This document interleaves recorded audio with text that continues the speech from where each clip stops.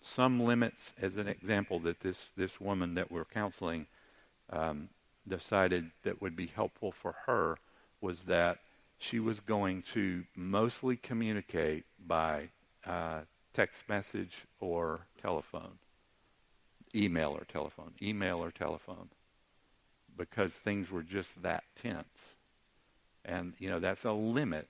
Another person that we were counseling, it's the same kind of thing, a lady who's close to my age, mom's 80, and there was just tension between them. There is tension between them. And it's so bad that the daughter has said, I want, if you call me, I'm not going to just answer the phone and talk to you, Mom.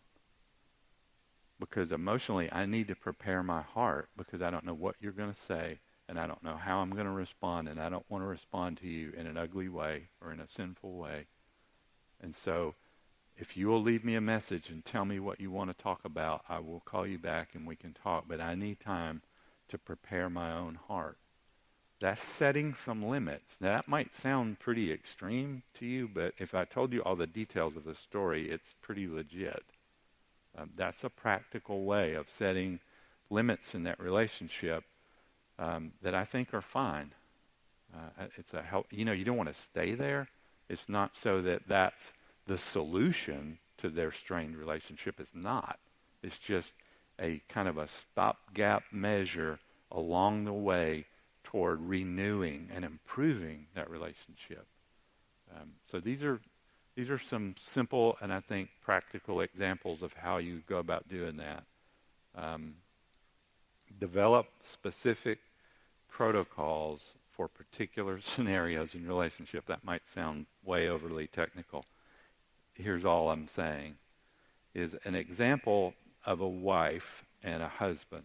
The husband is an alcoholic, and when he is drunk, he will say lewd things to the wife in front of the children. He will sometimes be physically aggressive in a bad way toward his wife. And he has a habit of drinking most nights of the week, and a lot of times on the weekend when he comes home. At the end of the day, he wants to watch TV and drink, but he wants the wife to be there with him and watch television together. And that just is something that really means a lot to him. To him, if you want to think about the love language thing, it's probably time or time spent or closeness or someone being there spending time with you. It just really means a lot that his wife is there with him watching whatever they watch on television in the evening. And so a protocol is that in the moment when the husband is not drunk, he has not been drinking, for the wife to approach husband and talk to husband and say, husband, when you're drinking, you do things that they're just really offensive to me. And I think that they are things that are a sinful and bad example for our kids. And I just don't think that that's good for our marriage, and it's not good for our kids. So I don't want to do that. And I know that it means a lot to you for us to watch television together in the evening, and I want to do that. But if you're going to continue to drink, then I can't be there with you. I can't watch those television shows that we enjoy together with you. So if you're drinking tonight when we would normally be watching TV together, I'm going to go in another room. I'm going to be in another part of the house.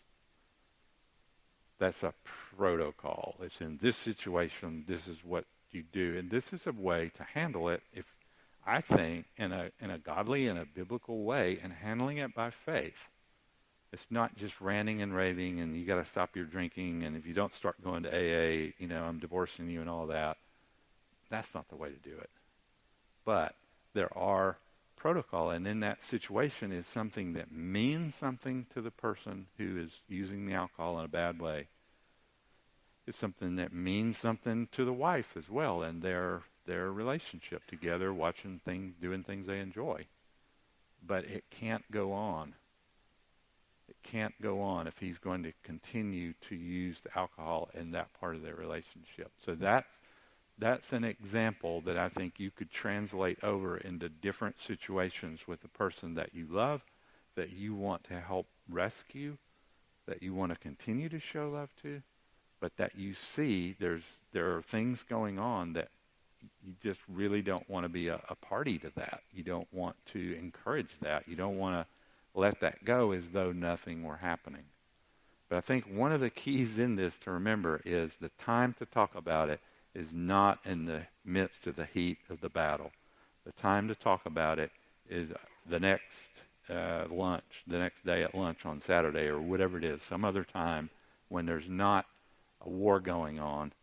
And in that time, talk and speak and ask the Lord, Lord, please give me grace to speak to this person, to speak to them in love in a way that would help build them up, but a way that would help keep our relationship in a healthy way, I think is a good way to think about that. So you can develop those as the Lord gives you wisdom as you pray and seek Him. And so it's a good thing. So all of this is to say, I don't want you to go away from here thinking it doesn't matter what this person does. All that the Lord's really after is changing my heart. No matter what that person does, He is about changing your heart. And you'll probably have noticed by now in this conference that a whole lot of what I'm giving you is more geared toward how does the Lord want to change you and transform you, not just how can you fix that person and their problems. So that you don't feel completely like this is just way out of balance, I want to add in these things that it doesn't mean you just let them just trample all over and do whatever they want to. So that's part of some practical steps that I think are totally biblical and wise, biblically wise ways to go forward in those relationships. So any questions about that you would like to ask so I can drink some water? Rick?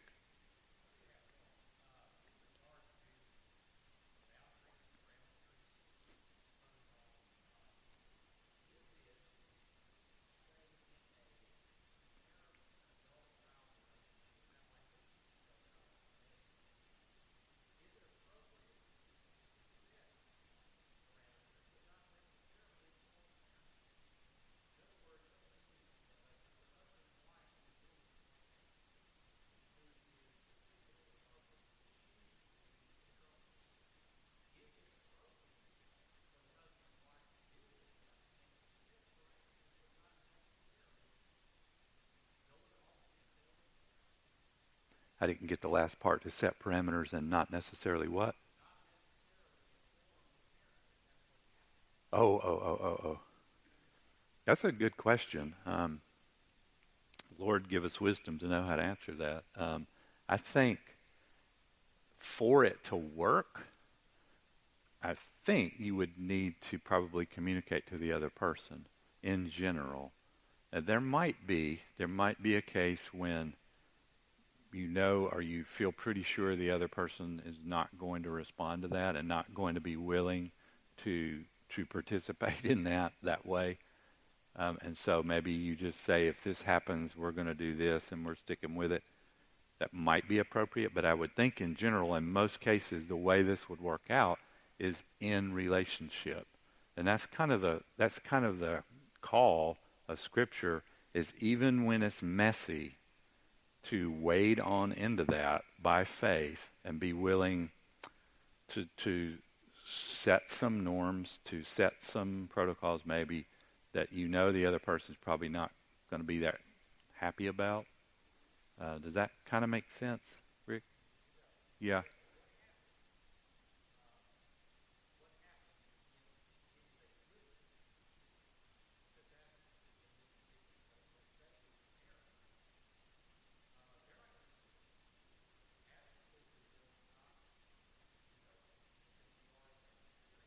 Mm-hmm.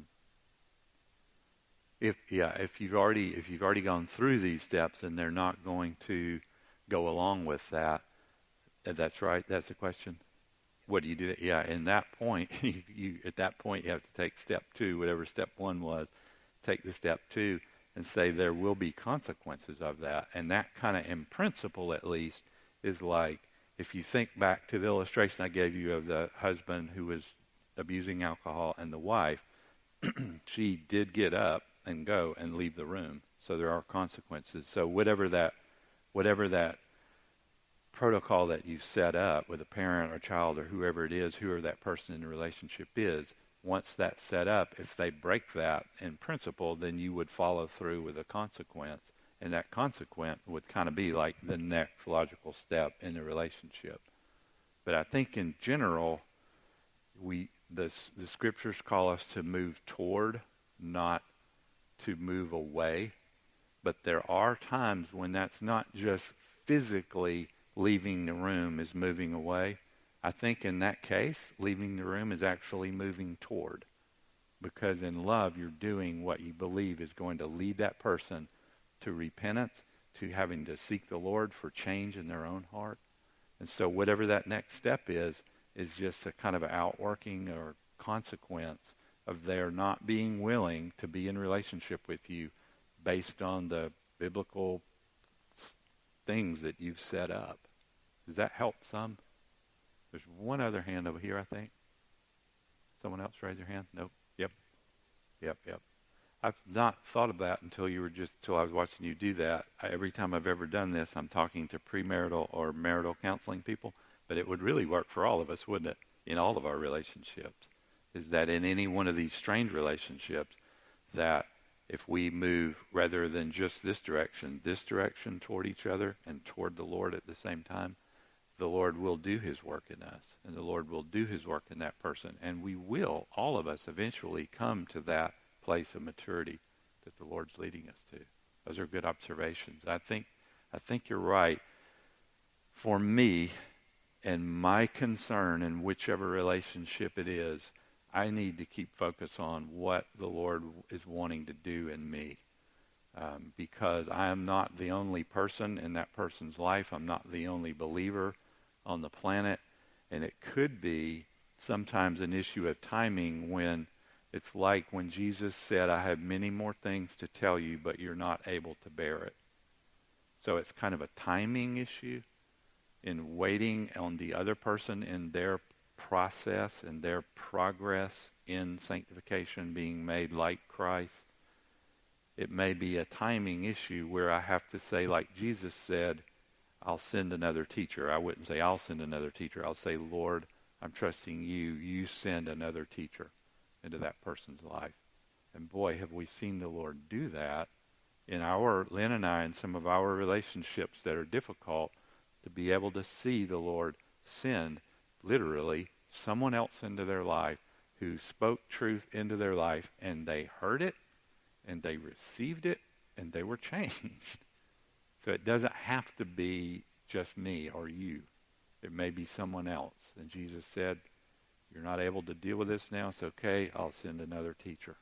And so that implies a timing thing where the Lord knows what circumstances we need to get us to the place where we're ready for change. Yes. In the person that's got the mental health or the, yeah. And that goes back to setting reasonable and realistic expectations based on a knowledge of what's really going on with that person. Now, we're not all called to be experts in detox. Which medication is this? Is this Xanax that if you're on a dosage of 10 of these pills a day, you will die if you stop taking it? Is it that? Or is it someone who comes home and drinks a 6 or a 12-pack every night? They're not in a toxic state in their system where they're going to die from withdrawal if they stop drinking. Someone else might be, though. So yeah, those are parts of the overall picture that we want to be aware of in setting realistic expectations, because that can be literally dangerous to cause someone just to completely cold turkey stop, depending on where they are. That's why drug and alcohol treatment places, hospitals have detox units, and they can help in either one of those situations. So yeah, that's a part of it. Any other questions or thoughts about this?